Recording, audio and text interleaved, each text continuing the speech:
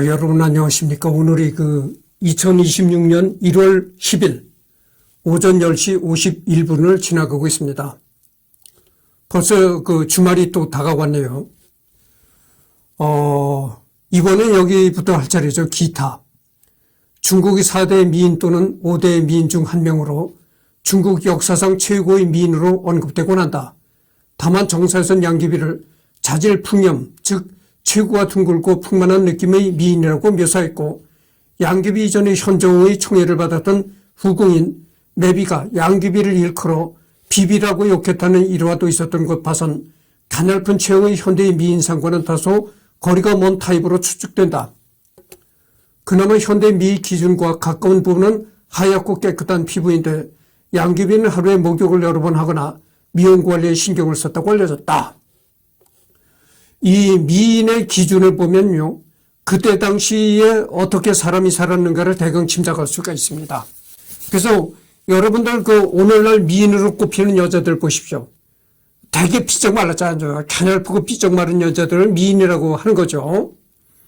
그런데 이 양귀비 시절에는 그렇게 비쩍 마른 여자들은 미인으로 취급을 안 하고 이렇게 좀 살집이 있고 풍만해 보이는 그런 여자를 이제 미인으로 삼았다는 거죠. 그게 미인의 기준이 시대마다 다른 겁니다. 그래서 그게 왜냐면은 현대는 먹을 게 너무나 풍부하고 그렇잖아요. 굶어 죽을 염려가 없고 그러다 보니까 이제 살찐 여자보다는 이렇게 좀 마르고 가냘픈 여자를 선호하는 그런 경향이 생긴 거고, 먹고 살기 급급하고 굶어 죽는 사람들이 속출하고 이럴 때는 비쩍 마른 것보다는 이렇게 살이 올라서 통통한 그런 사람을 이제 미인이라고 선호했던 겁니다. 그래서 이 양귀비가 살았을 때도 그렇잖아요. 양귀비가 살았을 때도 뭐 그렇게 경제적으로 풍요로운 시대가 아니잖아요. 그러니까 이때는 역시 경제적으로 궁핍한 시대다 보니까 사람이 이렇게 풍만하고 통통한 그런 여자를 미인으로 여겼다 이런 얘기죠. 그래서 양귀비도 역시 그렇다는 거죠. 양귀비도 역시 퉁퉁하고 아주 복스럽게 그렇게 생겼다는 거죠. 그래서 내가 어렸을 때만 해도 우리 고향에서 살집이 좋고 이런 아가씨가 있으면은 야 너는 부잣집 맏며느리감이로구나 이렇게 얘기를 했던 거예요. 동네 사람들이. 그렇지. 이 여자가 비쩍 말라고 가냘펴 보이면 그거는 아주 가난한 그런 가난할 관상으로 봤던 거죠. 그래서 내가 어렸을 때만 해도 그랬어요. 내가 어렸을 때만 해도 이웃에 그렇게 뚱뚱한 이렇게 아주 풍채가 좋은 그런 아가씨가 있으면은 야 너는 부잣집 맏며느리감이로구나 이렇게 사람들이 얘기를 하고 그랬습니다. 그래서 사람이 이렇게 풍채가 좋은 거를 돈의 상징으로 봤던 거죠. 그래서 이런 또 재미난 얘기를 해야 되겠습니다. 예전서부터 우리나라 최고 부자라고 하면은 이병철을 갖다가 뭐라고 한 줄 아십니까? 돈병철이라는 겁니다. 돈병철. 그러니까 이 시간이라 돈이 많아서 돈병철이라는 거야. 근데 그래서 이병철이가 하도 돈이 많다 해가지고 우리나라 최고 재벌이다 해가지고 이병철이가 정말 살집이 좋고 이렇게 뚱뚱하고 보기 좋은 사람인 줄 알았대. 아니 근데 진짜 이병철을 보니까 아주 바짝 말랐더라 이거야. 그런 얘기가 있었습니다. 그래서 야 돈병철이라고 하는데 보니까 뭐 바짝 말랐더라. 그렇게 얘기를 많이 하고 그랬습니다. 그래서 이 사람이 바짝 말랐느냐 좀 풍채가 좋으냐 이런 걸 선호하는 게 그 시대의 경제에 따라서 그렇게 기준이 달라졌다 이런 말씀을 드립니다. 음모가 엄청나게 길어 무릎까지 닿았기 때문에 소변을 보려면 궁녀들이 젓가락으로 음모를 들어주었다고 한다. 물론 과학적으로 절대 불가능한 일이며 중국사 여성들이 지모를 표현할 때 남자의 수염에 빗댄 설화로 만들어내는 것이다. 음모는 일정 길이가 지나면 피부 마찰로 인해 자연스럽게 빠지며 저렇게 자란다면 황제와 합방을 위해서라도 제모를 해야 한다. 내가 그 전번 시간에 이 양귀비 얘기를 하면서 그랬습니다. 백제의자왕이 뭐 삼천궁녀를 거느렸다 이런 얘기를 했잖아요. 그런데 그 백제의자왕에 관해서 내가 자세히 알아보니까 뭐 삼국사기, 삼국유사 이런데 절대 그 의자왕이 삼천궁녀를 거느렸다는 역사에 기술된 것이 없습니다. 그러니까 역사서에 나와 있는 얘기가 아닙니다. 그냥 그 소문처럼 이렇게 떠돌았던 얘기고, 그 시대 백제의자왕 시대에 삼천궁녀라면 좀 어마어마한 겁니다. 지금도 어마어마한 건데 그때 당시 인구가 적을 때 삼천궁녀를 거느렸다는 거는 이체 맞지 않는다는 얘기죠. 그게 뭐냐면은 그만큼 백제의자왕이 이제 주색을 즐겼다 이런 얘기, 이런 상징적인 얘기지 뭐 숫자, 구체적인 숫자에 너무 연연하지 말라 이런 얘기입니다. 경국 지색이란 악평과 양씨 일가의 만행과 달리 양귀비 자신은 정치나 권력 투쟁에 관심이 없었고 현정과 음악을 즐기며 지내는 생활에 만족하는 편이었다. 그 점을 단적으로 보여주는 사례로 오빠 양국충의 정치적 라이벌이었던 안녹산이 장안을 방문했을 때 살이 쪄서 뱃살이 무릎에 닿을 정도인 그의 외모를 재미있게 여겨 홀딱 벗겨 목욕시킨 후 아기 옷을 입혀 가마에 태우고 돌아다녔던 일화가 있으며 현종도 그걸 보고 웃으면서 아기 씻긴 값을 주었다고 한다. 다만 이렇게 너무 관심이 없었던 것도 문제인 것이 야심가인 안녹산을 이렇게 한낱 웃음거리로 쓸 정도의 인가로는 낮게 보았고 안녹산 역시 이를 잘 알아 양귀비에게 뇌물을 보내고 양자로 자처하며 자신에게 신경 쓰지 않도록 만든 뒤 서서히 자신의 세력을 내려나갔다. 훗날 안녹산이 간신토벌을 명목으로 대란을 일으키고 양귀비가 자살하는 계기가 되었다. 중국에서는 이때 양귀비와 안녹산이 사랑에 빠져 안녹산이 양귀비와 다시 한번 만나기 위해 대반란을 일으켰다는 내용의 희곡도 있지만 한국에서는 별로 알려지지 않았다.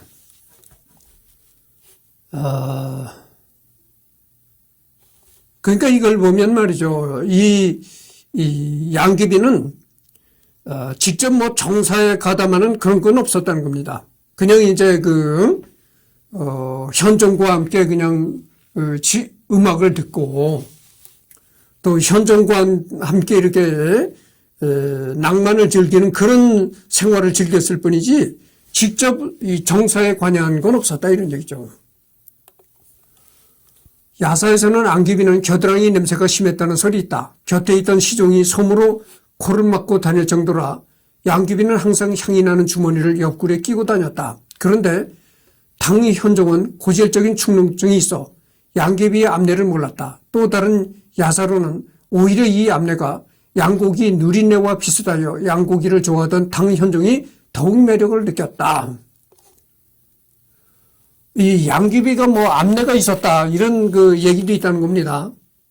근데 이 얘기가 그냥 야사일 뿐이다 그죠. 정사에 뭐 기록된 건 없고 어쨌든 양귀비가 겨드랑이에서 암내가 난다 이런 야사로 떠도는 얘기가 있었다는 겁니다.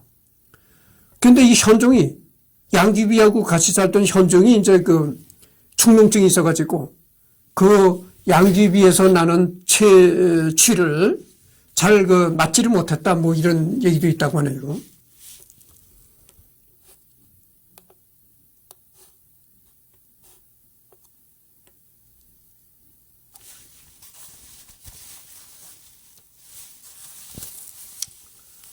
근데 이 채취를 얘기하니 말이죠. 또 얘기가 좀 길어지겠는데 들어보시오.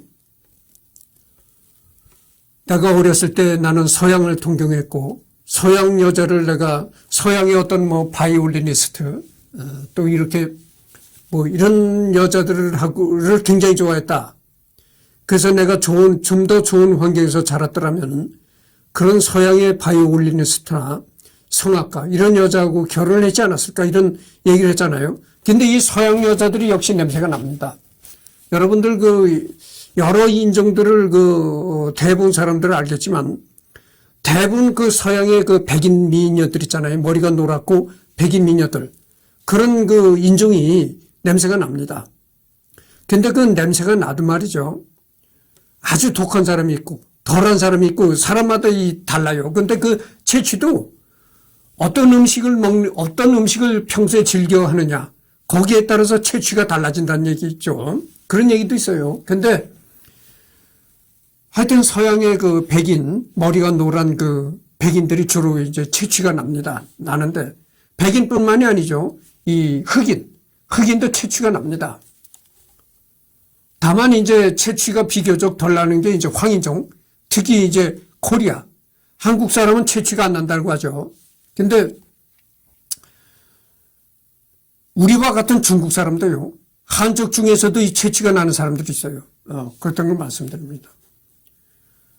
그래서 외국 서양 여자들이 한국 남자를 좋아하는 게 이 유튜브를 보십시오, 여러분들. 이 서양 여자들이 한국을 여행한다든지 아니면 유학을 와서 생활을 한다든지 하다가 한국 남자하고 결혼하는 여자들이 많아요. 그러면 왜 외국 서양 여자들이 이렇게 한국 남자를 선호하느냐? 한국 남자가 냄새가 없다는 거죠, 이제. 근데 같은 냄새가 나도요, 내가 남자잖아요. 내가 남자이기 때문에 서양 남자가 그런 냄새가 난다면 좀, 아주 견디기 좀 괴롭겠죠. 그러나 내가 남성이기 때문에 본능적으로 여자를 좋아하는 습성이 있다는 거죠. 그래서 여자한테서 나는 냄새는 내가 얼마든지 참을 수 있다 이런 얘기죠. 그래서 내가 그런 얘기를 한 겁니다. 나는 어렸을 때서부터 아니 진짜 이건 내가 여러분들한테 재미있게 얘기를 하기 위해서 꾸며서 얘기를 하는 것이 아니고 나는 어려서부터 서양을 동경했고 또 어려서부터 내가 클래식 음악을 좋아했어요. 이 대중음악보다는 클래식 음악을 좋아했단 말이죠. 그런 습성이 있어가지고 내가 좀 이렇게 좋은 환경에서 커났더라면 나는 틀림없이 이 서양의 이 바이올리니스트나 이런 음악을 하는 여자와 결혼해서 지금 애를 낳고 살지 않았을까 이런 상상을 해봅니다. 그럼 조금 더 얘기를 해봅시다. 나는 왜 클래식 음악을 좋아했느냐. 이거는 순전히 개인적인 얘기니까 다른 사람은 내 얘기를 듣는 사람은 동의를 안 할 수도 있어요. 그러나 어쨌든 해보도록 하죠. 여러분들은 왜 종교 믿는 사람들한테 내가 하고 싶은 얘기인데 성당이나 절간은 왜 갑니까? 성당이나 일단 성당이나 절간을 가면요. 뭔지 아주 경건한 마음이 들죠. 그러니까 우리가 속세에 살면서 속세 이렇게 인간관계 이렇게 괴롭힘을 당하다가 어쩌다 이렇게 절간이라든지 성당 같은 데 가면은 참 속세에서 이 스트레스가 쌓인 거 이런 게 싹 녹는 것 같은 없어지는 것 같은 그런 기분이 듭니다. 그렇게 아주 경건하거든요. 그 경건함이 바로 속세에 찌드는 우리의 이 심리를 정화시켜주는 그런 작용을 합니다. 그런 거와 일맥상통해요. 내가 이 대중음악을 별로 안 좋아하는 게 대중음악이 너무 이렇게 들어보면 말이죠. 너무 세속적이에요. 그래서 이 클래식 음악은 세속적인 느낌이 안 들어요. 그러니까 우리가 늘 세속에서 시달리면서 살잖아요. 그러니까 그 세속에서 시달리며 사는 그런 마음을 좀 정화시켜주는 그런 작용을 한다. 클래식 음악이. 그래서 내가 어려서부터 클래식 음악을 좋아한 겁니다. 그런데 여러분들 오해하지 마시기 바랍니다. 이 가요에 주던 주제가 뭐죠? 사랑이잖아요. 남녀 간의 사랑. 그러면 클래식 음악은 남녀 간의 사랑이 없느냐? 그렇지 않아요. 이 클래식 음악도 주로 이 남녀 간의 사랑이 많습니다. 여러분 오페라 같은데 그 오페라 스토리를 보면요. 물론 사랑을 다루지 않는 오페라도 많아요. 그러나 사랑을 다루는 오페라가 아마 더 많을 겁니다. 그렇게 클래식 음악도 남녀 간의 그 애정이라든지 사랑을 주제로 한 그런 음악들이 많다고죠. 그러나 같은 사랑을 다뤘어도 이 대중음악은 들어보면 세속적인 그런 느낌이 드는데 이 클래식은 같은 사랑이라는 그 스토리를 담고 있어도 세속적인 그런 기분이 안 났다 이런 얘기죠. 그리고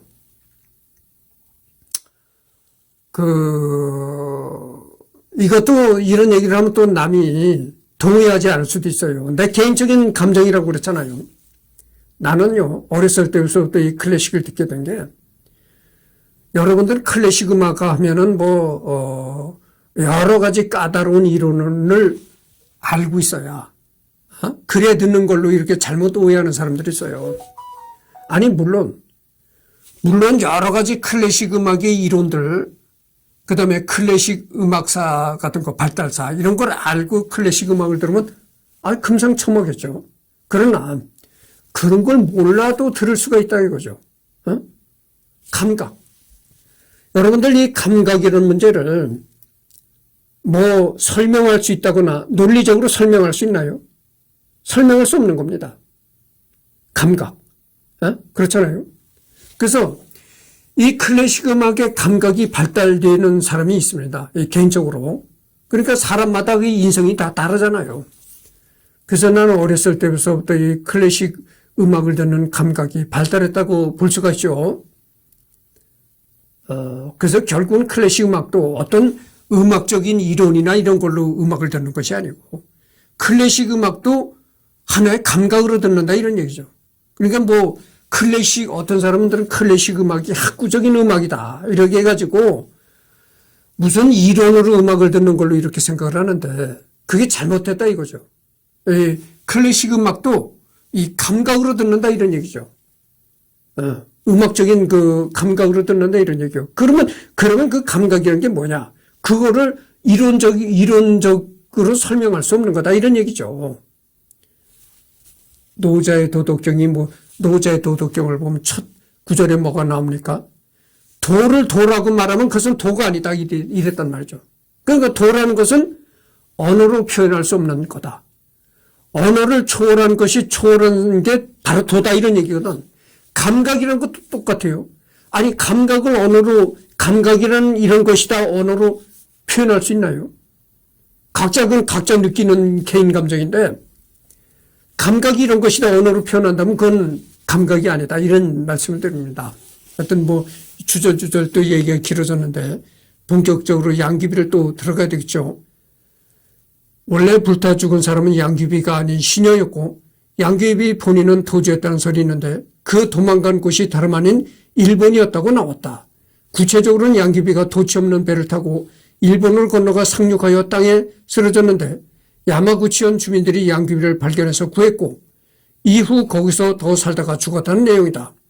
이런 전설을 기반으로 일본의 가수인 불세출의 가히 야마구치 모모에가 양귀비 후손이라는 설이 있다.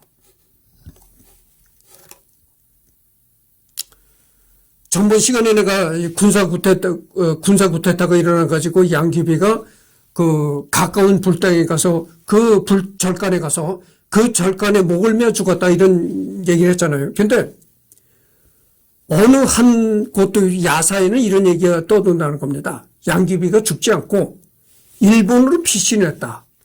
그래서 일본에 가서 살았다. 이런 또 검증이 안 된 얘기가 있다는 거죠. 여러분들 말이죠. 이 유명인들한테는 그렇게 검증이 안 된 소문이 많이 떠도는 겁니다. 히틀러 있잖아요.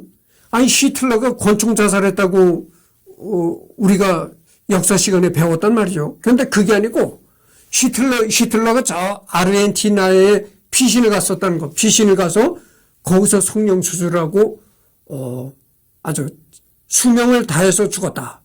뭐 이런 얘기도 있다는 거요. 이런 그 얘기도 있듯이 똑같이 양귀비도 그런 건 하나의 소문 같은 검증되지 않은 얘기가 있었다 이런 얘기죠.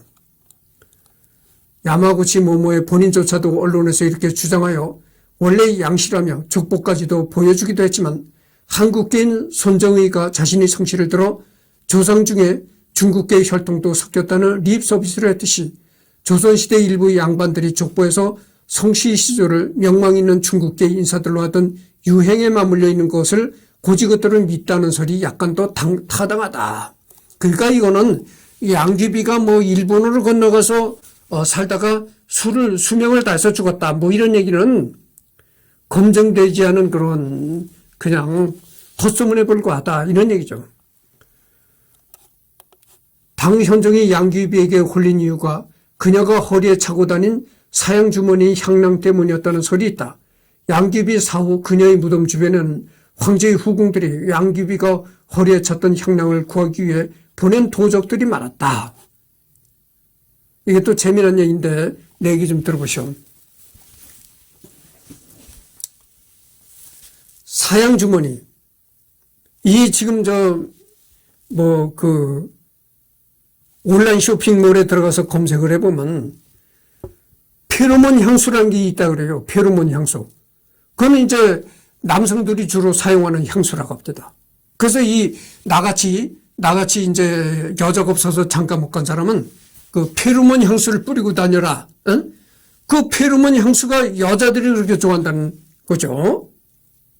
그런 페로몬 향수를 광고하는 게 많이 나와요. 매력적인 남성이 되려면 페로몬 향수를 뿌리고 다녀라. 뭐 이런 얘기도 많이 나오거든. 근데 이 사양, 예전서부터 이 사양노루라고 있어요. 사양노루. 그 사양노루에서 향이 난다는 거죠. 근데 내가 이건 구체적으로는 내가 모르겠는데 이 사양이, 잠깐만요. 사양노루의 생식기 근처 사양랑에서 추출한 향료이다. 이렇게 나오잖아요.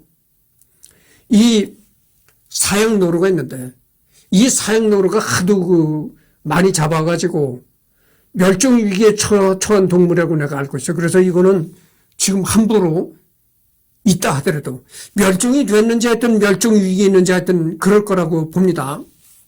사양노루를 있다 하더라도 잡을 수가 없습니다. 그런데 이 사양노루의 상식이 있는 데서 그렇게 향기가 난다는 거죠. 그게 이게 뭐냐면은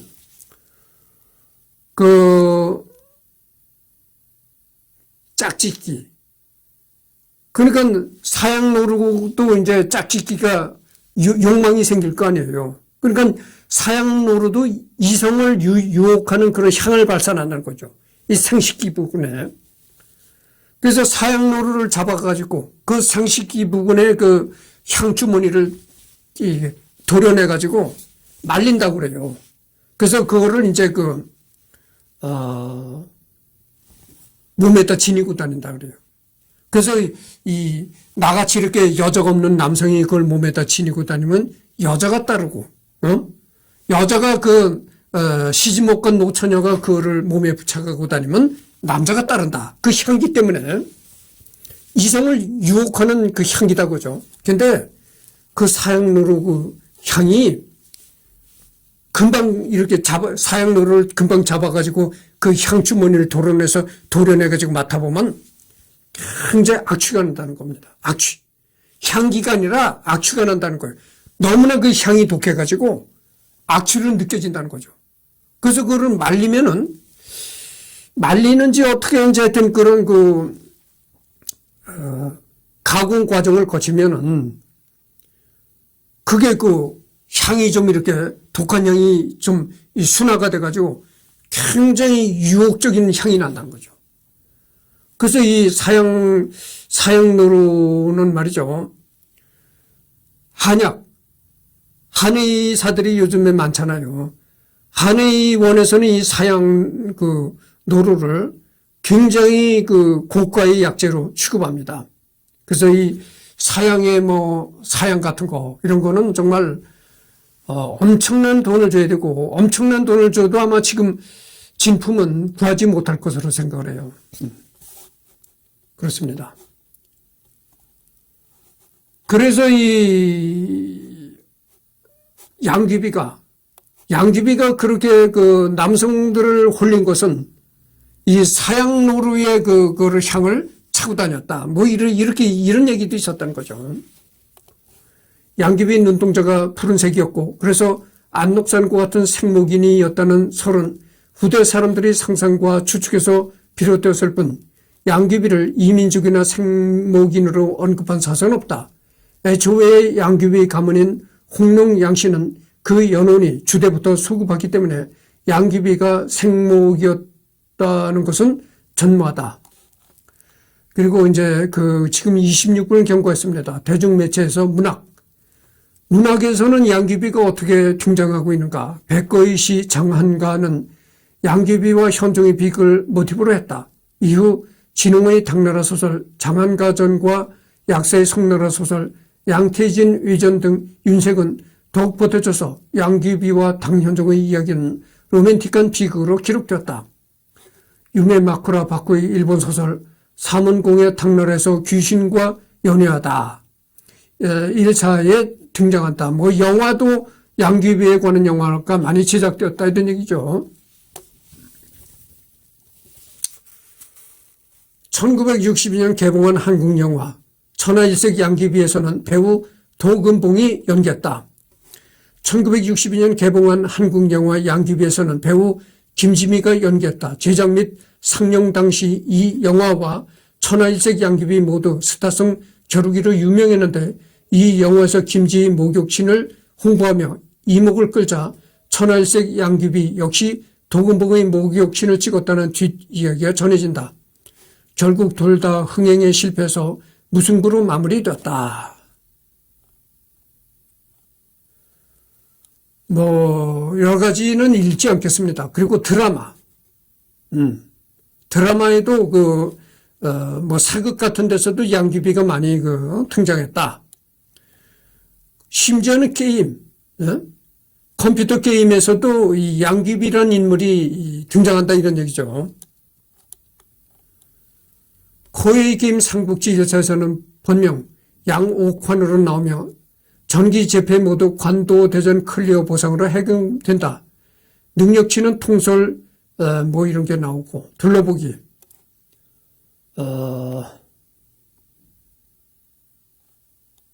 구당서 구당서도 언젠가 전번 시간에 언젠가 내가 대략적으로 했던 게 있습니다.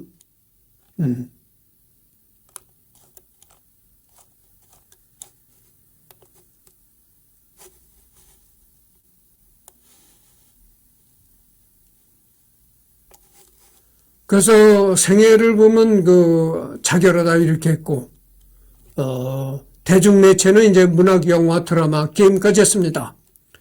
그래서 이제 둘러보기에 들어가면 이렇다. 그래서 이제 여러분들 양귀비는 완전히 끝났습니다. 끝났고, 오후에 또 시간이 있어서 오후에 또 녹화를 해야 되거든요. 그러니까 오후에는 또 이제 다른 사람을 선정해서 하도록 하겠습니다. 지금 29분을 경과했네요.